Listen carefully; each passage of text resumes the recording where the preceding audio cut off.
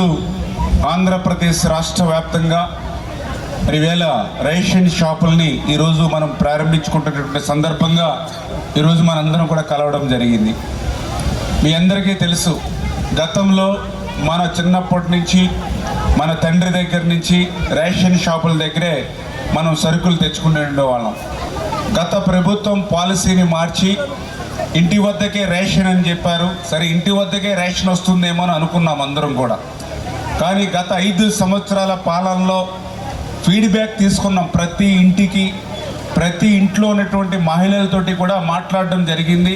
వాళ్ళందరి దగ్గర యొక్క సమాచారం తీసుకున్నాం. ఏమ్మా, మీ ఇంటికి రేషన్ వస్తుందా? మీ ఇంటికి 5 కేజీల బియ్యం మీ ఇంటి గడపలో పెడుతూ ఉన్నారా? మీ ఇంటికి 20 కేజీల బియ్యం మీ ఇంటి మరి గడపలో పెడుతూ ఉన్నారా అని అంటే 100కి 98 మంది మా ఇంటికి రేషన్ రావడం లేదు. రేషన్ అంతా కూడా ఏదో వీధి చివరన వ్యాన్ వస్తూ ఉంటే ఆ వ్యాన్ దగ్గరికి వెళ్ళి మేము తీసుకోవాల్సి వస్తుంది. ఆ వ్యాన్ ఏ సమయానికి వస్తుందో మాకు తెలియట్లేదు.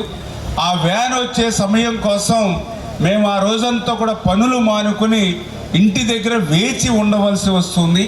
ఆ రోజు మాకు ఒక పని పోతుంది. అదేవిధంగా అక్కడ ఎండ వచ్చినా వాన వచ్చినా కూడా షెల్టర్ అనేదే లేదు.